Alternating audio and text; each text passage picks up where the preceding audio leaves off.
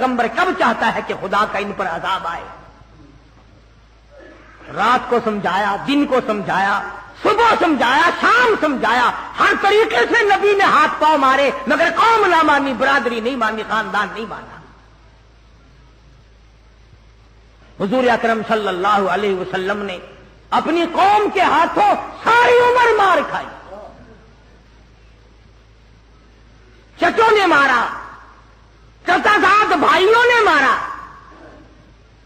اسی مسئلے کی وجہ سے تمہیں تو کیا تکلیف پہنچے گی؟ آؤ محمد عربی صلی اللہ علیہ وسلم کے گنبد خضرا سے جا کے پوچھو، کالی کملی والے، آمنہ کے در یتیم، تیری بیٹیوں کو طلاق کس وجہ سے ہوئی تھی؟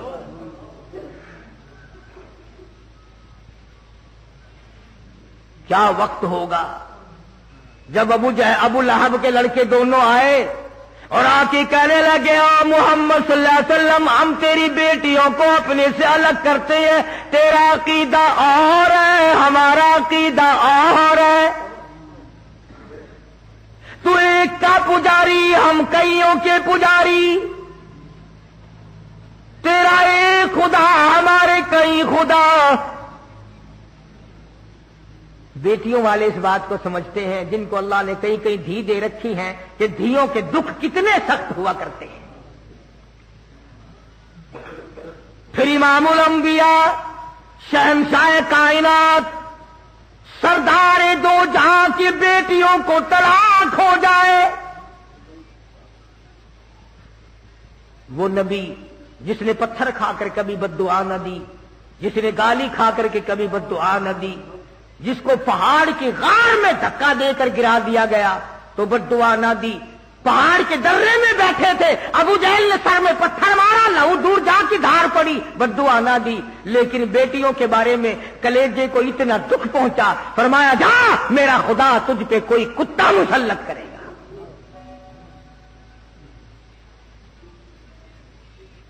تھے تو کافر، پر نبی کی زبان پر یقین کرتے تھے۔ ابو لہب کے دن دونوں لڑکوں کو تھڑکا لگ گیا، کانپتے کانپتے گھر گئے۔ ابا نے پوچھا کام کری آئے؟ کہ کر تو آئے پر خیر کوئی نہیں۔ کافر کہہ رہے، کافر۔ ابو لہب کہنے لگا کیا بات ہے؟ اس نے کہا 12-13 برس ہو گئے، رات دن مارتے مارتے، گھسیٹتے گھسیٹتے، پر آج سے پہلے اس زبان سے کبھی بد دعا نہیں نکلی، آج ہمارے لیے بد دعا نکل گئی، کام بگڑ گیا۔ تھا تو دشمن چچا، لیکن سمجھدار تھا، اس نے بھی یہ نہیں کہا چھوڑو چھوڑو، روزانہ تو ہم اس کو مارتے ہیں، کیا ہو سکتا ہے، کیا بگڑے گا۔ یوں لکھا علماء نے، ابو لہب رونے لگا۔ پڑوس کے لوگ آئے، وہ کہنے لگے سردار کیا ہوا؟ قریش کے چودھری تجھے کیا ہوا؟ کہنے لگا خیر نہیں۔ اس نے کہا کوئی جنازہ نہیں، کوئی میت نہیں، کوئی مرا پڑا دکھائی نہیں دیتا، آگ لگی ہوئی نہیں، نقصان کچھ نہیں، تم رو کیوں رہے ہو؟ ابو لہب کہنے لگا اس سے بڑھ کر کیا آگ لگے گی، مکے کے اس امین نے میرے بچوں کو بد دعا دے دی۔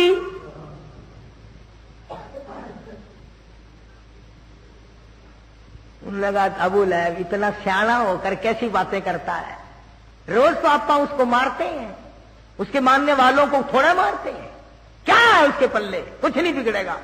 ابو لہب کہنے لگا ٹھیک ہے، مجھ سے زیادہ اس کو کسی نے نہیں مارا، میرے سے زیادہ کسی نے تکلیف نہیں دی، مجھ سے زیادہ کسی نے دکھ نہیں پہنچائے، پر اے لوگوں یہ تو بتاؤ 40-50 سال کی عمر گزارے بیٹھا ہے، آج تک بتاؤ اس زبان سے جو بات نکلی کبھی پوری نہ ہوئی ہو۔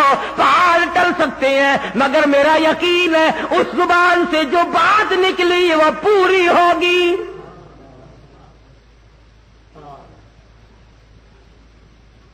آج میرا تیرا تو یہ یقین بھی نہیں کہ حضور کا فرمان پکا ہے، سچا ہے، حق ہے، اور کہ جی پرانی کتابیں ہو گئی، پرانا دین ہو گیا، پرانا اسلام ہو گیا، اب تو کوئی نیا اسلام چاہیے۔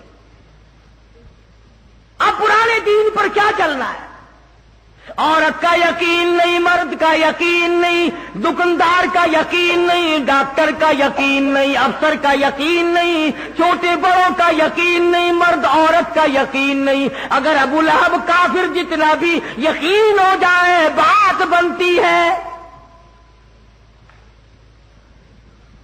تجارت کے لیے چلا، ابو لہب نے بیٹے ساتھ لیے، شام ہو گئی، راستے میں کہنے لگا وہ قافلے والوں کرم کرو مجھ پر، رحم کرو مجھ پر، میری بات سنو، تمہیں معلوم ہونا چاہیے مکے کے نبی نے میرے بچوں کو بد دعا دے رکھی ہے، ساری رات ان کی حفاظت کرو، خیر نہیں۔ سارے سامان کا ٹبا بنایا، ٹلا بنایا، اوپر دونوں لڑکوں کو سلایا، چاروں طرف لوگوں کو سلایا، ہوشیار کیا، بیدار کیا۔ آواز آئی اور جنگل کے شیر آ جا، آج تیری باری ہے۔ الہی میں حاضر ہوں، میرے نبی کو دکھ دینے والے کو چیرو، پھاڑ کے پھینک دو۔ شیر آیا، چاروں طرف پھر رہا ہے، پہاڑ کے، سامان کے، پتہ نہیں چلتا وہ کون گناہگار ہے۔ میں حیران ہوتا ہوں کہ شیر بھی یہ کوشش کرتا ہے کہ ناحق کوئی نہ چر جائے، ناحق کوئی نہ پھڑ جائے، مجھ پر یوں ہی کسی کا گناہ ناحق خون نہ میرے گلے پڑ جائے۔ پوچھتا ہے الہی، جنگل کا شیر ہوں، بڑا دلیر ہوں، تیرا بنایا ہوا جانور ہوں، تیری مخلوق ہوں، مجھے بتا وہ گناہگار ہے کون سا، ناحق خون نہ بہا دیا جائے۔ جنگل کا درندہ تو ڈر گیا، مگر میں اور آپ نہ ڈرے، ہم نہ ڈرے، بھائی کا خون بہاتے نہ ڈرے، چچے کا خون بہاتے نہ ڈرے، ماما کا قتل کرتے ہوئے نہ مرے، سالے اور بہنوئی کو قتل کرتے ہوئے کبھی نہ ڈرے۔ اور پھر امتی کا امتی جنت کا ٹھیکیدار بنا پھرتا ہے۔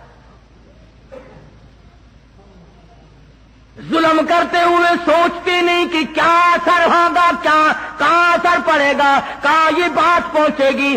آج کسی کی مثل ہے تیرے ہاتھ میں ہے، آج فیصلہ کرنے والا تو ہے، کل کو مثل تیری ہوگی، عدالت دوسری ہوگی۔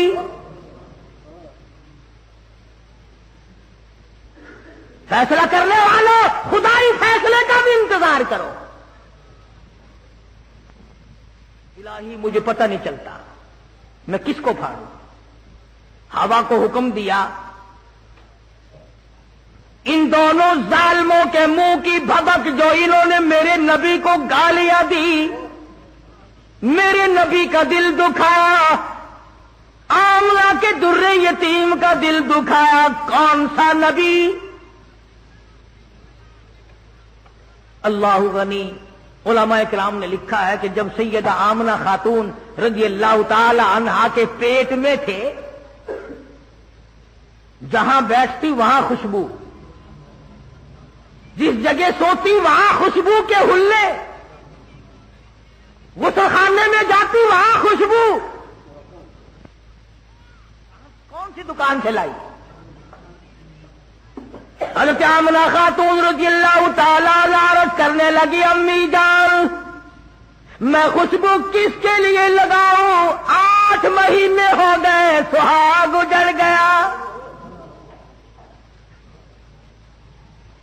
8 مہینے ہو گئے، سہاگ اجڑ گیا، میں خوشبو کس کے لیے لگاؤں؟ کہاں سے آتی ہے؟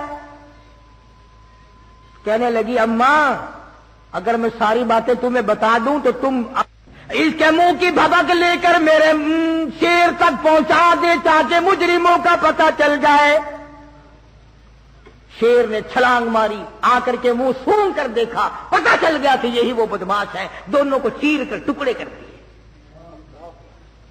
میں یہ عرض کر رہا تھا، اس ضمن میں بات آئی تھی کہ نبی کی بات جس نے نہیں مانی وہی مارا گیا، پیغمبر کی بات کو جس نے ٹھکرایا وہی ذلیل و خوار ہوئے، وہی تباہ و برباد ہوئے۔